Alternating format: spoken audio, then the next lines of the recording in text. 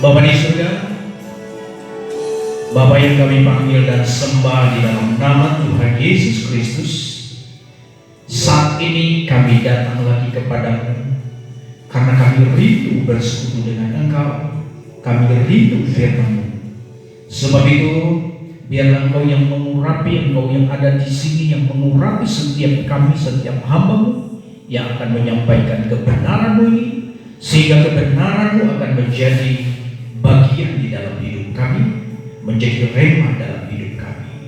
Urapi hamba-Mu dan segala hal-hal yang mengganggu kami tolak, kami hancurkan dalam nama Yesus. Dan biarlah Roh-Mu yang bebas menguasai seluruh hidup kami, pikiran kami, supaya yang disampaikan adalah kebenaran yang daripada Tuhan.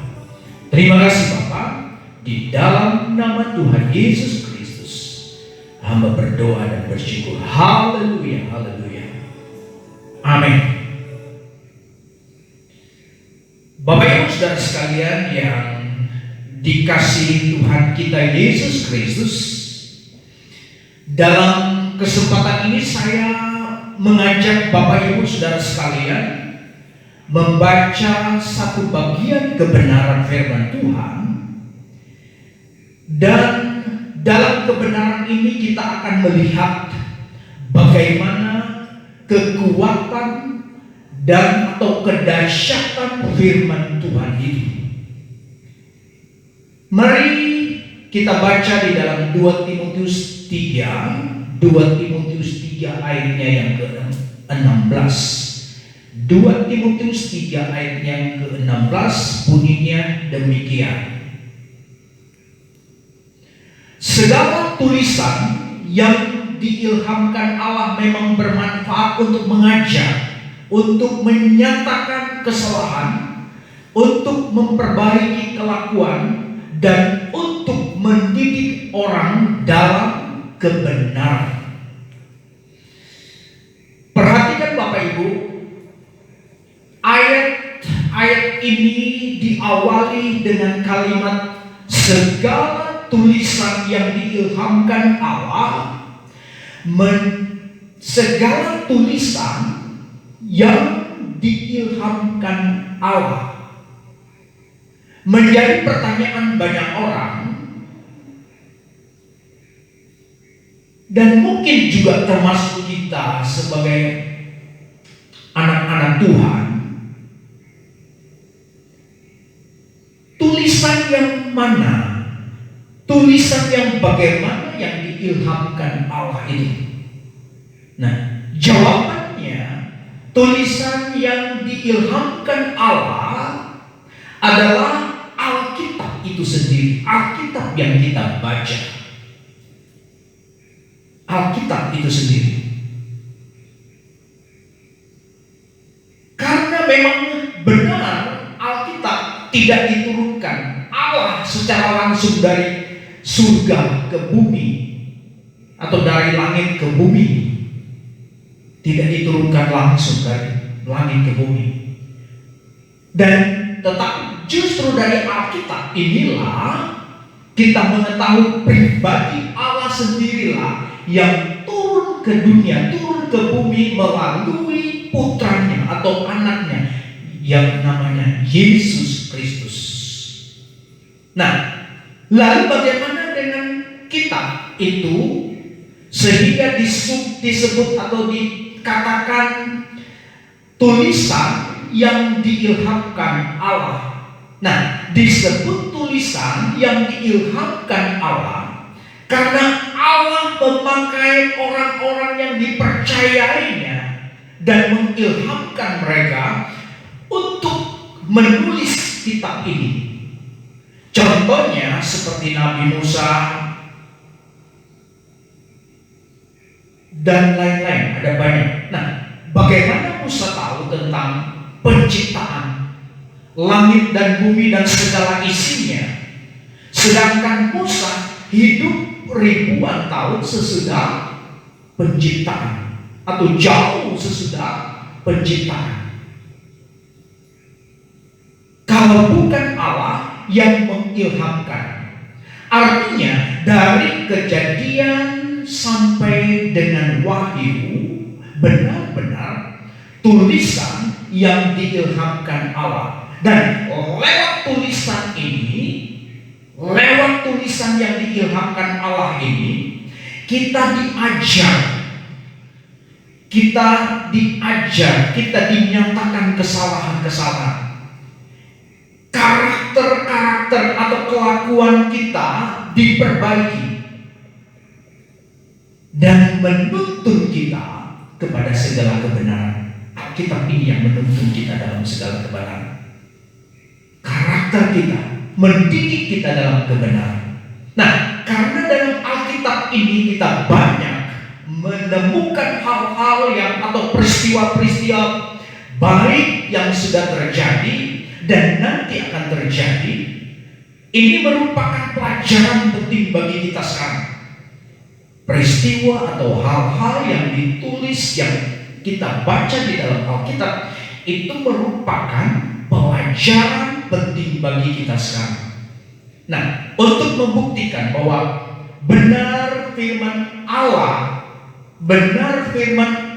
itu bermanfaat untuk mengajar, menyatakan kesalahan, memperbaiki kelakuan dan mendidik orang dalam kebenaran. Saya mengajak Bapak Ibu Saudara sekalian melihat beberapa hal berikut. Ya, tentu saja di dalam Alkitab. Ya, tentu saja di dalam Alkitab. Nah, yang pertama kita baca di dalam 1 Tawarik pasal 21. 1 Tawarik 21 ayatnya yang ke-9 sampai dengan 11. Sekali lagi 1 Tawarik pasal 21 ayat 9 sampai dengan ke-11, bunyinya demikian.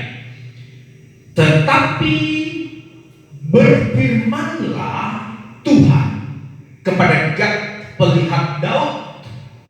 10. Pergilah, katakanlah kepada Daud, beginilah firman Tuhan, 3 perkara kuperhadapkan kepadamu, pilihlah salah satu daripadanya, maka aku akan melakukannya kepadamu. Kemudian datanglah Gad kepada Daud, lalu berkatalah ia kepadanya, beginilah firman Tuhan, haruslah engkau memilih 3 tahun kelaparan atau 3 bulan lamanya melarikan diri dari hadapan lawanmu, sedang pedang musuhmu menyusul engkau, atau 3 hari pedang Tuhan, yaitu penyakit sampar ada di negeri ini, dan malaikat Tuhan mendatangkan kemusnahan di seluruh malaikat Tuhan mendatangkan pemusnahan di seluruh daerah orang Israel. Maka sekarang timbanglah jawaban apa yang harus kusampaikan kepada yang mengutus aku. Ayat 13. Lalu berkata Daud kepada Gad, sangat susah hatiku, biarlah kiranya aku jatuh ke dalam tangan Tuhan, sebab sangat besar kasih sayangnya. Tetapi janganlah aku jatuh ke dalam tangan manusia. Ayat 14, perhatikan. Jadi Tuhan mendatangkan penyakit sampar kepada orang Israel, maka tewaslah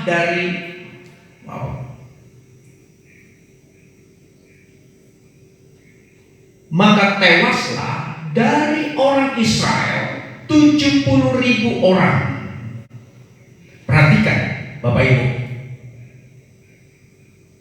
dalam peristiwa ini Allah menghukum bangsa Israel dengan penyakit sampar.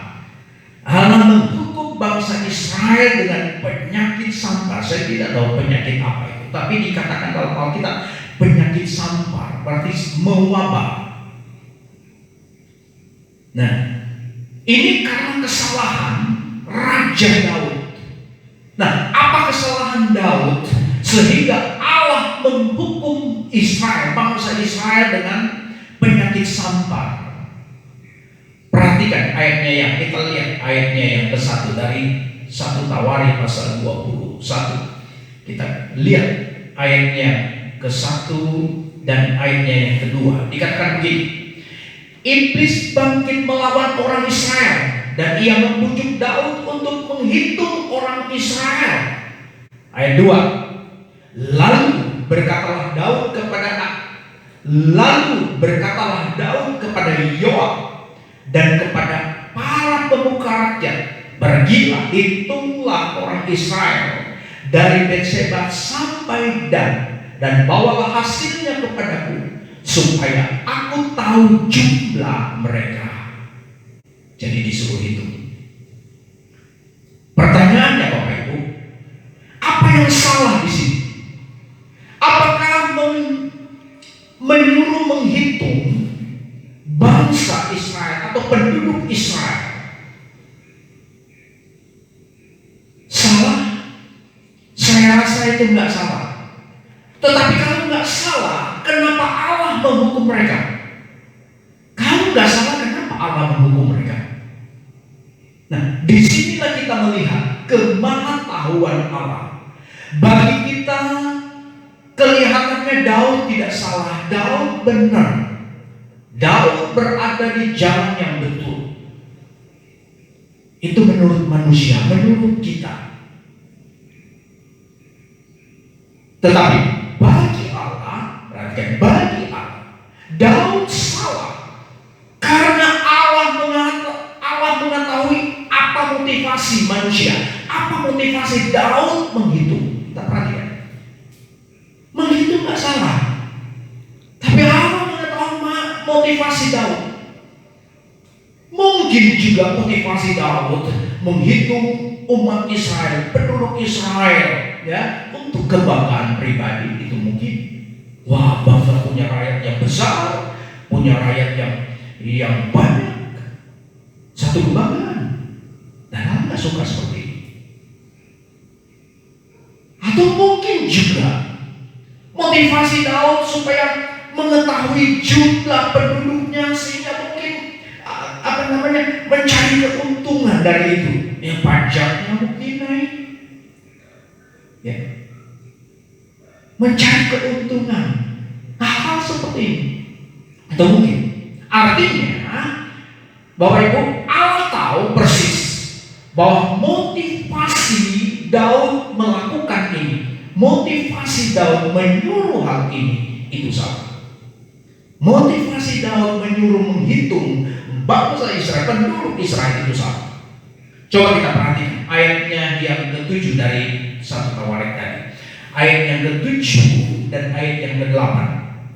Dikatakan begini, tetapi hal itu jahat di mata Allah, sebab itu dihajarnyalah orang Israel. Jahat di mata Allah. Bagi kita nggak salah. Tetapi ini jahat di mata Allah. Karena Allah melihat motivasi, Allah melihat tujuannya apa. Nah, makanya kita lihat ayat yang ke-8. Ayat yang ke-8. Lalu berkatalah Daud kepada Allah, aku telah sangat berdosa. Jadi di sini Daud sadar, Daud sendiri mengakui bahwa apa yang dia lakukan itu salah. Dia sendiri tahu apa yang dia lakukan itu salah. Aku telah sangat berdosa karena melakukan hal ini. Maka sekarang jauhkanlah kiranya kesalahan hambamu, sebab perbuatanku itu sangat bodoh. Jadi Daud sendiri menyadari bahwa yang dia lakukan mungkin bagi orang lain, bagi teman-teman Daud nggak tahu, bagi teman-teman Daud, bagi wah nggak tahu, tapi saudara, Daud sendiri sadar bahwa yang dia lakukan itu salah. Nah, lewat peristiwa ini kita melihat dampak firman Allah. Kita melihat manfaat firman Allah itu, ya, manfaat firman Allah mengajar, menyatakan kesalahan, memperbaiki kelakuan karakter Daud, diperbaiki. Dan lewat firman Allah menuntun dia, mendidik dia sehingga hidup yang benar, mendidik Daud untuk hidup dalam kebenaran. Nah, itu sebabnya di dalam Alkitab Ya, Daud adalah contoh. Daud adalah barometer dari raja-raja yang ada di Israel. Bukan Salomo, bukan Saul, bukan yang lain, tetapi Daud selalu dikatakan, kalau kamu seperti ayahmu Daud, kalau kamu seperti Daud. Jadi ukurannya adalah Daud. Karena apa? Firman Tuhan membentuk dia, firman Tuhan mengajar dia, firman Tuhan memperbaiki dia sehingga dia bisa hidup dalam kebenaran. Jadi di sini kita lihat manfaat firman Tuhan itu. Nah, itu yang pertama. Yang kedua, kita baca dalam Wahyu, kitab Wahyu pasal 6 ayat 7 dan 8. Kita lihat Wahyu dalam Perjanjian Baru, Wahyu pasalnya yang ke-6 ayat 7 dan 8. Kita perhatikan baik-baik. 7. Dan ketika anak domba itu membuka meterai ketika anak domba itu membuka meterai yang keempat, aku mendengar suara makhluk yang keempat berkata, mari. Ayat 8. Dan aku melihat sesungguhnya ada seekor kuda hijau kuning dan orang yang menungganginya bernama Maut, dan kerajaan maut mengikutinya, dan kepada mereka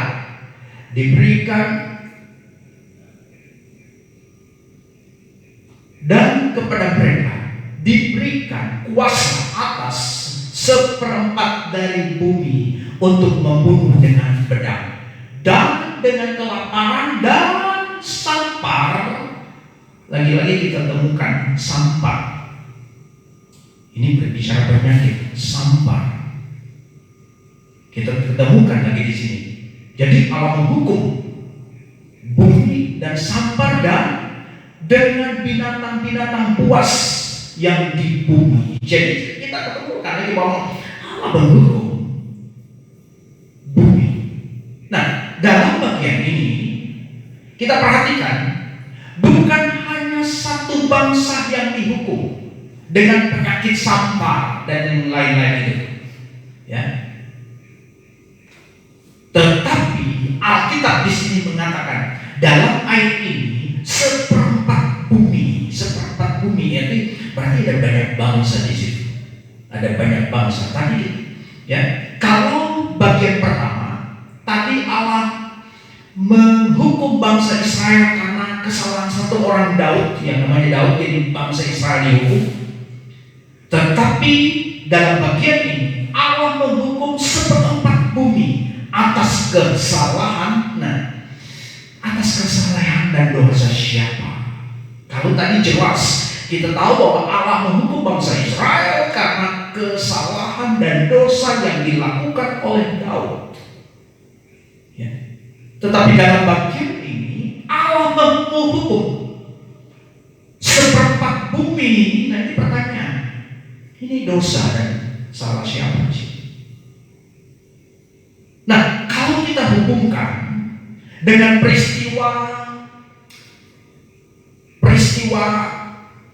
virus saat ini yang menggegerkan dunia, menghebohkan begitu banyak orang,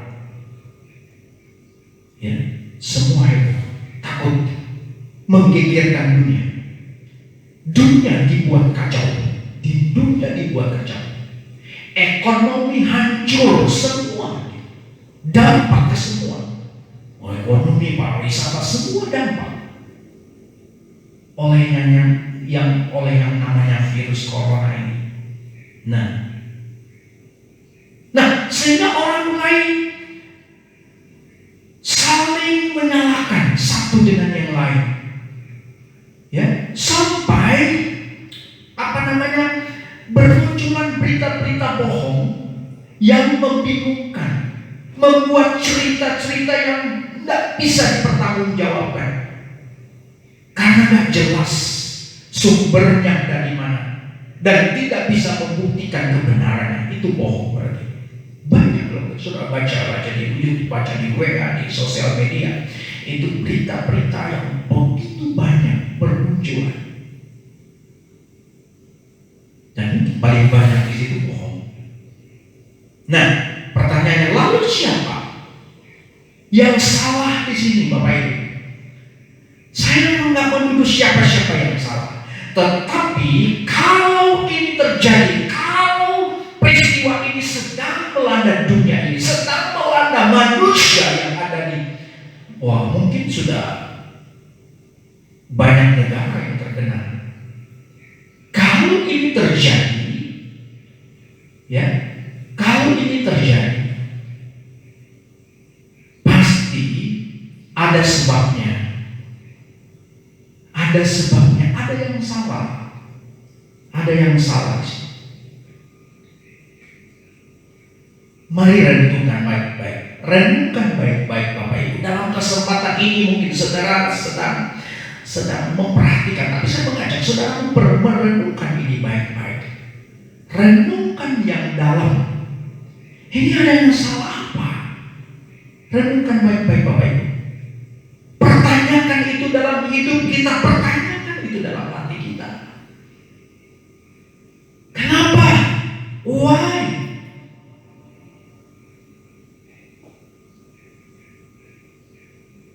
Kita nggak tahu sampai kapan. Kita nggak tahu sampai kapan kita tidak bisa berkumpul seperti dulu. Nggak tahu ya. Saya nggak tahu. Renungkan. Kita nggak bisa beribadah berkumpul lagi seperti dahulu. Nah, saya mau lihat kebenaran firman Tuhan. Tentu saja jawabannya ada banyak hal. Ada banyak hal, tapi dalam kesempatan ini saya hanya saya membatasi dalam waktu durasi yang diberikan, saya batasi supaya kita bisa menyimaknya dengan baik. Saya berikan dua hal saja. Dua hal saja. Yang pertama,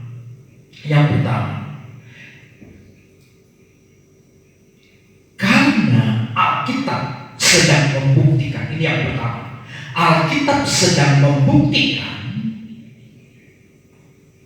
kebenarannya.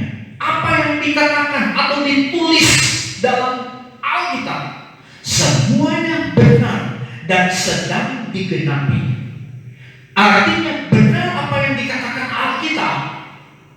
Di akhir zaman akan datang masa yang sukar. Kita sedang dalam kesukaran, nggak bisa kemana-mana. Akan datang masa yang sukar. Renungkan baik-baik. Jadi Alkitab sedang membuktikan dirinya bahwa dia adalah benar.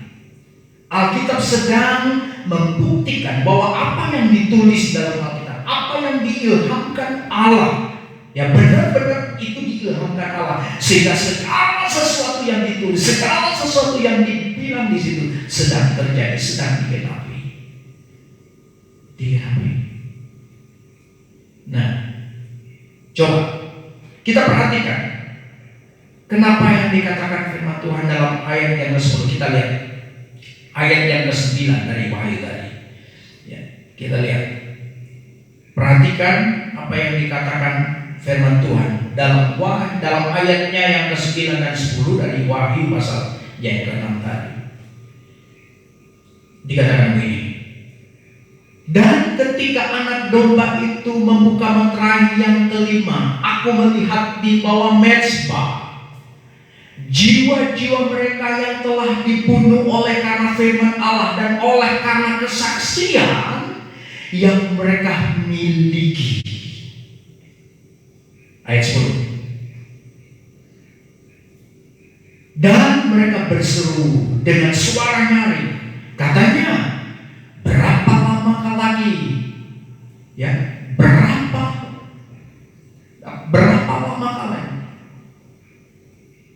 Yang penguasa, yang kudus dan benar, engkau tidak menghakimi dan tidak membalaskan darah kami kepada mereka yang diam di bumi. Jadi orang-orang ini diam di bumi. Mereka yang membunuh hamba-hamba Tuhan, mereka yang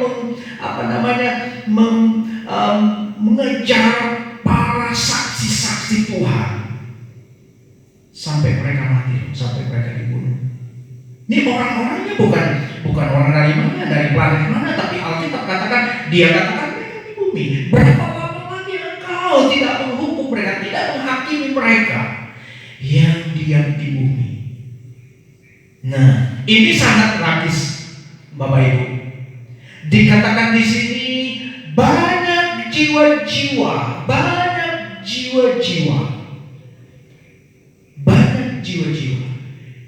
dibunuh karena firman Tuhan dan karena kesaksian mereka. Dan jiwa-jiwa ini sedang berteriak, sedang berseru dengan suara nyaring kepada penguasa, sang penguasa. Bukan penguasa yang di negara, tapi sang penguasa di bumi, baik di surga. Yang benar dikatakan, yang benar. Artinya apa, Bapak Ibu? Artinya benar bahwa segala tulisan, kembali lagi kita lihat, segala tulisan ya, yang diilhamkan Allah mengajar, bermanfaat mengajar, menyatakan kesalahan, memperbaiki kelakuan, dan mendidik kita dalam kebenaran. Bumi ini sudah tua, sudah sangat tua, dan sudah mendekati dihancurkan. Tetapi saya mau katakan, percaya orang yang sungguh-sungguh percaya kepada Tuhan dan hidupnya diperbaiki oleh firman Tuhan, hidupnya dibentuk oleh Tuhan lewat firman Tuhan, lewat tulisan ini.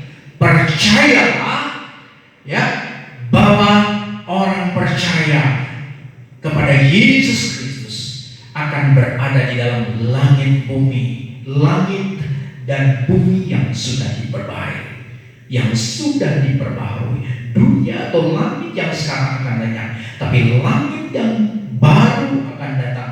Nah, saya percaya orang-orang yang percaya kepada Tuhan dan hidup menurut kebenaran firman Tuhan, menurut tulisan yang diilhamkan Allah, akan bersama-sama berkerajaan bersama-sama dengan Yesus di dalam kekekalan. Amin. Mari kita berdoa. Bapa di surga, kami bersyukur buat kebenaran firman-Mu yang sudah disampaikan bagi kami, dan kami percaya biarlah firman-Mu menegur setiap kami, firman-Mu memperbaiki setiap hati kami, firman-Mu membentuk kami, firman-Mu mendidik kami sehingga kami hidup benar di dalam bumi ini, supaya kami boleh bersama-sama dengan Engkau juga dalam kekekalan. Terima kasih Bapa buat firman-Mu, menteraikan firman-Mu dalam seluruh kehidupan kami, sampai di mana suara ini dapat didengar. Biarlah firman Tuhan tidak akan kembali dengan percuma. Terpuji nama-Mu, dalam nama Tuhan Yesus Kristus hamba berdoa dan bersyukur. Haleluya, haleluya. Amin.